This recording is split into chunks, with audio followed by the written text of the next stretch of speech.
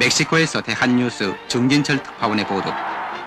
올림픽 복싱 라이트 프라이급 준결승전에서 우리나라 지영주 선수는 폴란드의 스크리집 자크를 전원일체 판정으로 물리쳐 은메달을 확보했습니다.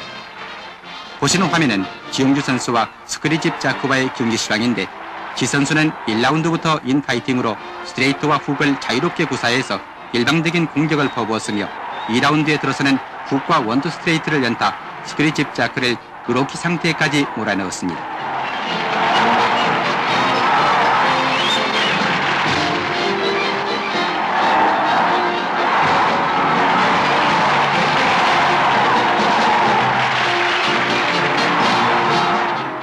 그런데 멕시코 사람들은 처음부터 태극기를 흔들어 지영주 선수를 응원했으며 대한민국의 승리를 기뻐했습니다.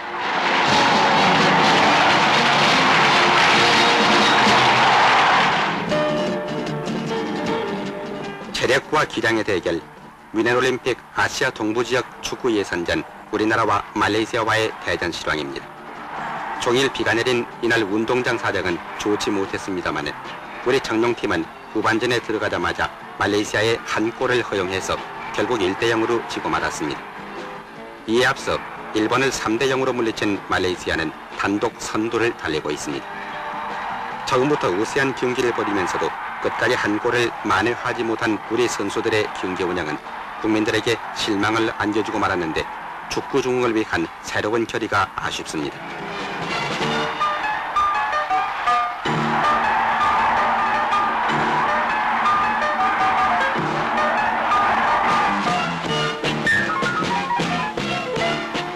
그런데 지난 9월 29일 우리나라는 대필리핀전에서 6대0으로 크게 이긴 바 있습니다.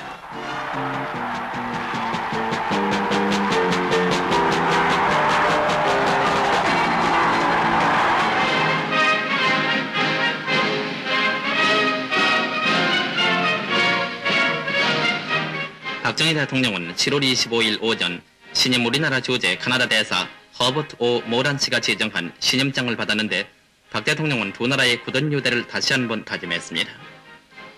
그런데 카나다와 우리나라는 1963년에 외교관계가 수립되었으며 1964년 11월에는 바보 대사가 박정희 대통령에게 처음으로 신임장을 제정한 바 있고, 64년 12월에는 카나다의 우리나라 상주공관이 개설됐는데, 카나다는 우리나라 정부 수립을 위한 UN 임시 한국위원단의 일원이었으며 6.25 당시에는 참전 16개국의 일원으로 우리를 도왔던 것입니다.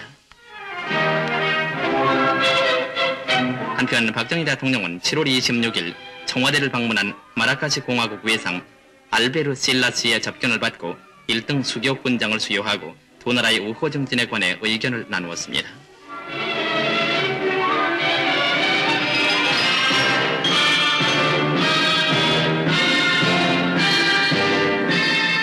(10만) 교육자의 총본산이 될 신축 교육회관이 7월 20일 박정희 대통령의 테이프를 끊음으로써 드디어 개관을 받는데, 박 대통령은 지사를 통해 조국 근대화의 원동력인 교육사업을 발전시킬 것과 이번 서울에서 개최되는 세계 교육자 대회가 뜻있고 성공적인 것이 될 것을 당부했습니다. 정부는 기획조정실 주관으로 제1차 경제개발 5개년 계획의 종합평가회의를 가졌습니다.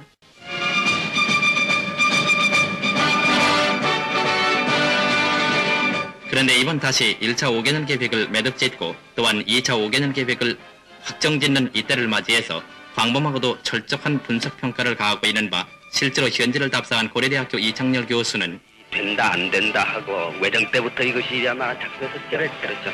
그래가지고서 이거 난공사로 해가지고 되지 않는 걸로 그렇게 이제 그 단정하는 것도 있었고, 또 실제로 21억이라는 돈도 상당히 많이 들었습니다만 또 시간도 상당히 오래 걸리고 해서 드디어 이와 같은 큰 공사를 했다는 것이 더 이제 기쁩니다. 근데 꼭 이거 보면 꼭 이제 대만의 시민담, 성문담하고 그런 느낌을 가져요. 한편 교수단 일행은 완공된 사업의 현황과 국민 경제 기여도를 평가하며 사업 추진에서 일어나는 문제점을 파악해서 이에 대한 해결 방안을 강구하게 되는데, 감천 화력을 둘러본 농협대학 교수 최영상 씨는 우리 기술의 비약적 발전에 큰 감명을 받았다고 말하면서 비약적으로 발전했다는 것은 놀라운 데가 있습니다. 한편 최 교수는 이러한 발전 시설이 공업에만 쓰일 것이 아니라 농촌 전화에도 이용되어 농촌 근대화를 이룩했으면 좋겠다고 말했습니다. 또한 울산 제오비료 공장을 둘러본 중앙대학교 유진순 교수는 네, 그중 가장 인상적인 것이 역시 울산 공업센터군요. 한강변의 기적이라는 것은 울산 항만의 기적으로부터 시작되지 않겠냐. 이런 느낌을 느낄 뿐만 아니라 실제 그러한 모습을 우리 눈으로 볼 수 있다는 것이 반가운 일입니다. 그리고 엿새 동안에 걸쳐 교수단을 인솔한 기획조정실장 최주철 씨는 다음과 같이 말했습니다.